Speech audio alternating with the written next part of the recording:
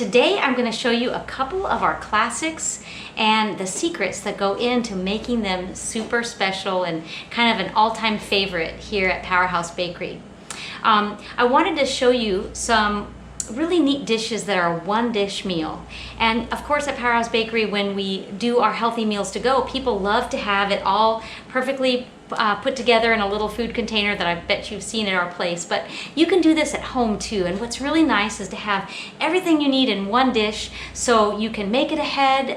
If you have friends or family come over, it's so nice to be able to pull it out of the refrigerator or even freezer. And it's a great meal that has everything included.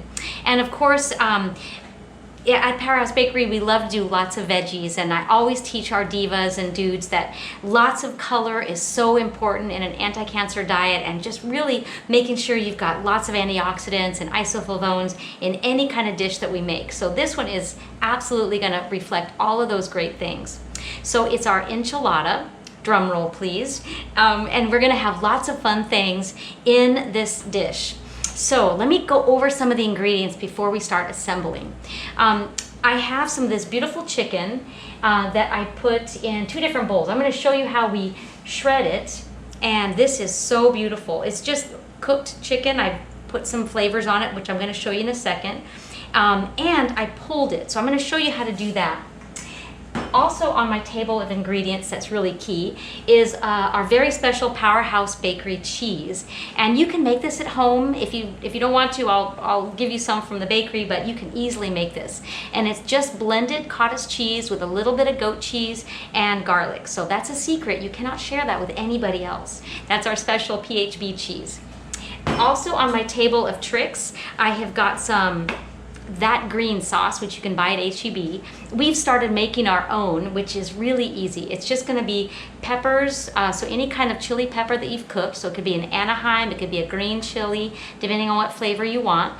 And it's got a little bit of sour cream, and that's it. You just grind it up. So it's really a nice, easy sauce. And you can, of course, cheat and get the H-E-B that green sauce. Look what else I have. So lots of veggies. This is some cooked zucchini and some raw spinach. So in this dish, we are going to mix fresh, so tomatoes and the spinach, with some lightly cooked. And of course the chicken is already cooked. So a lot of what the enchilada is just a layer of all of these wonderful foods. So remember, you can mix and match. If you didn't have some zucchini that you could cook, you could use summer squash, or you could leave it out completely and just do more spinach. Easy to do. Here is another special ingredient that I just love to start including. These are roasted tomatillos. So I'm going to show you how to roast those and how to peel them, but they are a lovely addition. So if you've ever tried our vegan enchilada, I leave out the chicken and I add more tomatillos, more spinach and zucchini, and a little eggplant, and you never even miss the chicken. But these are really important in the flavor. So again, if you wanted to use this as a layer, like we're going to do today, it would be awesome. Or you could grind it up, add a little bit of sour cream, and voila, you have your own of that green sauce made with the tomatillos. Okay, so there's our ingredient lineup that's a little different. One other thing I'm going to show you. Today I'm going to use a classic shredded cheese. It's kind of a Mexican style, but you could easily substitute for one of the dairy-free cheeses. I've really grown to appreciate some of these. There's some great brands out there now that you could easily use and really take away the dairy. If somebody has an allergy, you could lower the cholesterol by taking that out. But also in perfect Powerhouse Bakery tradition, I like to use traditional foods as much as we can, but just use less of them so that we're really getting the best nutrition quality that we can. One other item I'm going to show you as an option is the beautiful little hot peppers. So you don't have to add in jalapeno, but again, it makes it kind of traditional. Some jalapenos, of course, are hotter than others. To make it a little bit more tolerable for most palates, just take out the seeds when you're cutting up your jalapeno, and it'll help keep the heat down. And then let me go over the spices real quick, because a lot of these I used in cooking our chicken. So we have some chipotle, so some toasted chipotle, and then we have probably my all-time favorite spice, which is the paprika, so smoked paprika, and some garlic. So you could chop garlic and add it into your cooking process or in your layers. I'm going to show you how we do a little bit of both, but roasted garlic is lovely, and honestly my favorite is to use fresh garlic if you can, and in the home kitchen it's a lot easier. Keep some garlic always on the back of your stove and use it often because it's great for you. Okay, so the only last thing is a little bit of fresh chopped cilantro. And now let's get ready for our ingredient buildup. So I've kind of given you the orientation of everything that's on my table. The next thing I'm going to show you is how to shred the chicken. It's pretty important. You know, I always tell my staff that I like our dishes here to look as homemade as possible. And if you have diced up chicken, I'm sorry, it just looks like it's hospital food. And if you know my background, I never liked hospital food. That's why I changed all the recipes and wrote them myself, because I didn't want it to look institutional. So this beautiful shredded look does take more time, but I think it makes the dish. So this is what we do. You first cut it into chunks, and then you just pull it apart. So this chicken is cooked perfectly. It should easily come apart, and so when you're cooking your chicken, you could absolutely marinate it with some cilantro and garlic. Here we've done some rosemary, which I love to add in for lots of flavor. At Powerhouse Bakery, I always talk about the value of layering your flavors. So don't think that just because I've got garlic and jalapeno and cilantro and all these beautiful things on the table that I didn't also pre-season my chicken. So I love to add lots of flavors. So notice that I'm pulling it against the grain because I want it to come apart in just beautiful soft pieces. This not only makes the enchilada more tender, but it just has a great texture when you're getting to eat it because there's nice big chunks. So I'm not making them too small either. I'm giving them a pretty good size. And so don't forget to cut them because you don't want your pulled chicken to be the full length of your chicken breast. It's not going to be nearly as good. So you want it to first cut into about thirds, and then you can do the shredding and it comes out really beautiful. So in a typical 9x13 casserole, you're probably going to want to count on at least 3 chicken breasts, or about 2 pounds. So that's about what I have. And again, at Powerhouse Bakery, I do a lot of just by the eye because that's the way the home cook does it. And so, it's okay to have a little bit left over, or if you feel like you're running short on the chicken, you can add in a little bit more veggies or a little bit more cheese and you'll still have a great product. Okay, so there is our pulled chicken. Beautiful. Now let me show you what I do with the tomatillos. So these are beautiful little vegetables. So this is one that's raw and it has this beautiful little casing. So I'm going to pull it off, twist it, and I'm just going to put it right into my baking pan, and that's how we cook them. So these I've already cooked. This one I just wanted to show you I cooked with the little peeling on, and it doesn't ruin it. It's actually fantastic. And this is the way to do it if you don't want to get any color change in your tomatillo. So it's a little bit more delicate, but oh my gosh, so beautiful. Okay, so now I'm going to do a rough chop of the tomatillos. So these I just kept raw because I wanted you to get to see what they look like. But now I'm going to just do a rough chop of these beautiful tomatillos. So I don't want them to be too small. Again, we want to kind of know what we're biting into. So I leave them about half or a quarter in the cut size. So just kind of a rough chop. And I do love the colors of the brown. So when I put the tomatillos in the oven, I want to preheat to like 450. Make it nice and hot. Because if you go too low and slow, it'll kind of melt them before it gets that nice browning reaction. Because they are pretty delicate little creatures. Usually it takes about a dozen. You could do a little bit more. Of course, look how they vary in size. Some of them are very large and some of them are quite small. So again, they're very inexpensive and they last really well in the fridge. So if you broil or grill some of these and you want to save them, they go really well with eggs also.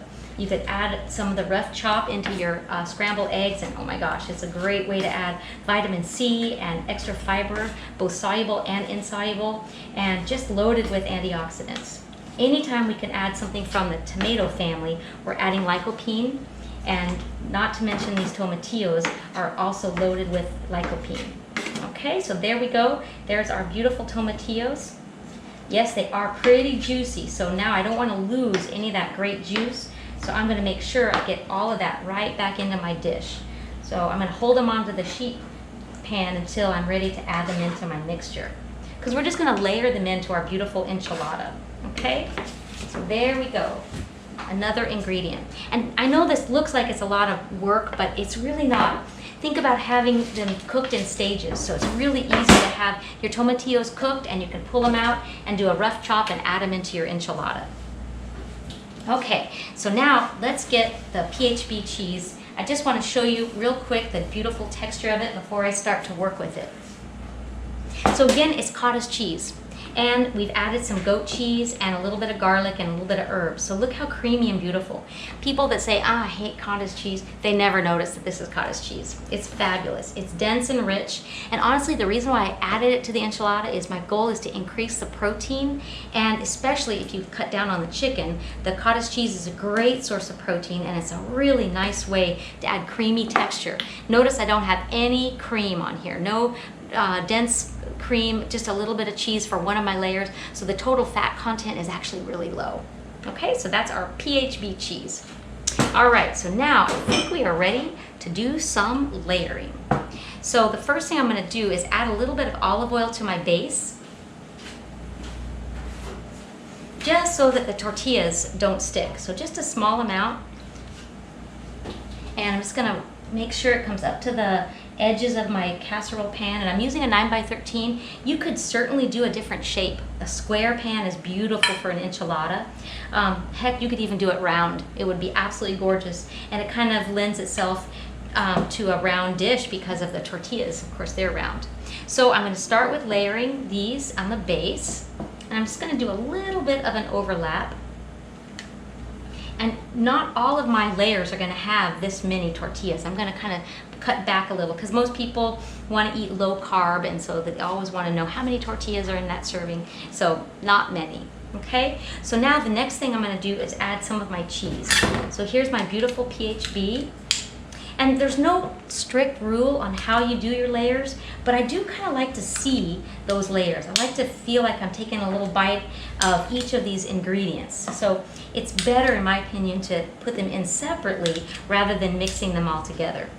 Okay, so there is our PHB. The next thing I'm going to do is put in my zucchini. So when this all goes into the oven, it's not going to cook for very long. It's really just melting the cheeses because I've got most of these ingredients already cooked. And the spinach, I wanted to keep raw because otherwise it really just falls apart. It's such a delicate vegetable that I've just found that it works out just fine to have it raw. So I'm going to layer that in beautifully. Okay. Now I'm ready for my soft cheese. So I have quite a large container here. In general, the recipe that I give you really says 1.5 cups of cheese. So if you're trying to make it really exact, of course you could separate the cheese out into 3s because we're probably going to want to have 3 layers of each of these ingredients. Here comes my sauce. So this is my either my tomatillos that I've ground up, or you could buy a jarred sauce, but just a little bit. Now be careful when you're buying salsas. If you were to get hot or medium, make sure you do mild on something else so you don't keep adding hot over hot, because you could really discourage your family if it's too spicy. Okay, so here comes the chicken. So now what I have so far is the tortilla, 2 of my veggies. So if you didn't want to have spinach and zucchini, you could pick other ones. You could do green beans, you could do asparagus, even kale would be wonderful in this.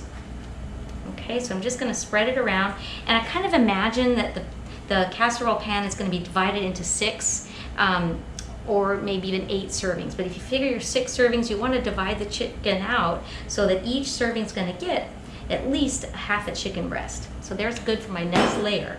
So it looks really pretty. We're just going to repeat it. I am going to put a little bit more veggie. I really cut the tomato to go on the top as the garnish, but it sure is pretty when you can cut into it and see some of that bright red even in the center. Here comes my cilantro. And what the heck, let's put a little bit of jalapeno in this one. All right, that looks gorgeous. Let's do our next layer. The next layer, I'm going to add the tomatillo. You could also use a traditional enchilada sauce if you wanted to go that route. All right, so 3 on each side. So that's how I kind of got the idea of the 6 servings, because you're going to have 3 on each side. if you want to do a half serving, you could do 12 out of your pan, and it would be absolutely fabulous. Okay, so here comes the tomatillo, and notice how wet they are. So that's why I didn't put it on the lowest layer, just because I didn't want that moisture to sink. I want it to kind of blend in and soak in with the tortillas. Look how beautiful these are. This could even be part of the top layer, so I might save a little bit to put on the very top, and it turns out so gorgeous.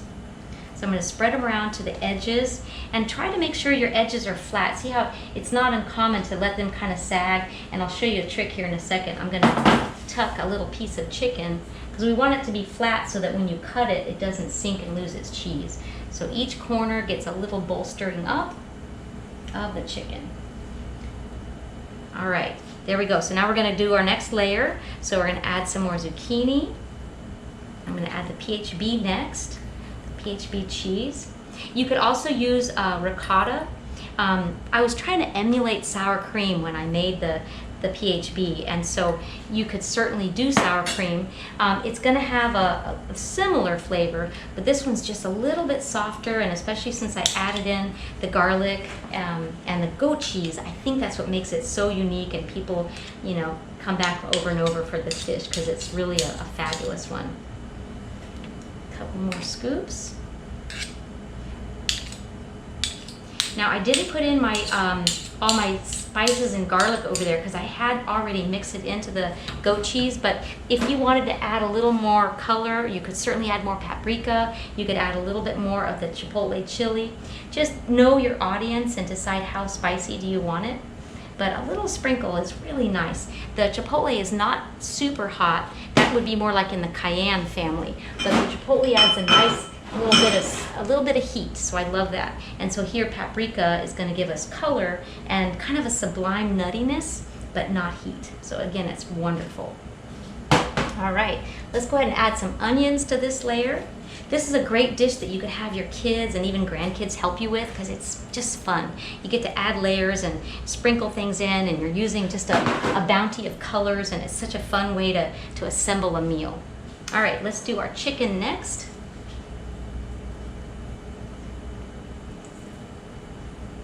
I've also used my cilantro lime chicken in this dish, and that's when I marinate it in cilantro and olive oil and lime juice and garlic, and it's so delicious.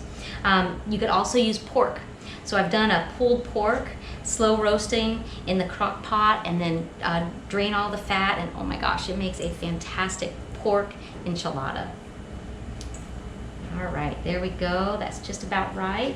And if you're really watching your protein level and you wanted to make sure you knew exactly how much you were getting, again, you could weigh this all out and get right on. Let's add a little bit of cheese. Isn't that beautiful? I'm ready for my last layer of the tortillas. I usually do 3 layers. That gives it a really nice height when you're cutting it. There we go. The edges are looking a lot more bolstered now. All right, let's get a few more tortillas. So I just use a mission tortilla. I wish I could say I figured out how to make them here at Powerhouse. That's just one thing I have decided not to try to conquer. But you can use any type. I do like these because they're gluten-free, but you can get anything that's just a whole corn tortilla. Don't use flour. It's much better to use the corn. All right, so now we get the beautiful green sauce. I'm going to top it with this one. And you could mix this one into the PHB cheese too if you wanted to cut a step. But again, I really love it when there's all those individual layers. And I did choose a mild, that green sauce, so that the only thing that was a little bit on the hotter side was I added some jalapeno, and then I used that the roasted chipotle and the store-bought salsa. But isn't that going to be beautiful? All right, so now I'm going to top it off with some fresh. Again, we always want to alternate fresh and cooked, so it's got lots of interest and intrigue when we cut into it.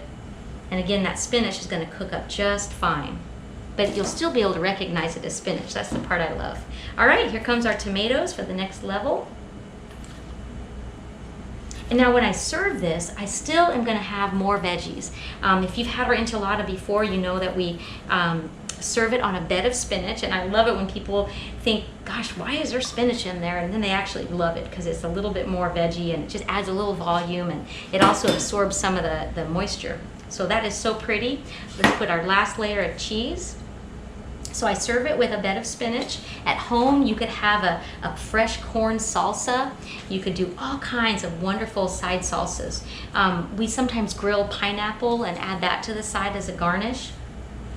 There we go, so pretty. Okay, and then like I mentioned, I'm gonna add all these colors on top too. When this cooks, and I'm gonna show you a picture as soon as it's done cooking, it has so much interest because these are gonna soak right into the tortilla and make a wonderful topping. There we go, finishing touches. There it is, it's ready for the oven. Give us a couple minutes and we'll show you the finished product. Guess what, guys? It is all done. Look how beautiful it is. So again, it doesn't have to stay in the oven very long. It was about 25 minutes just to get it all beautiful, hot and bubbly. It's an easy meal. What I would do at this stage, if you didn't want to eat it all for the next couple of days, cut it in half and freeze some of it. It'll be so fun to pull it out of the freezer and have it for a meal in a month or so. It'll be such a treat. So share with me what you're doing with your enchilada and your one dish meals. I'd love to hear from you. See you soon.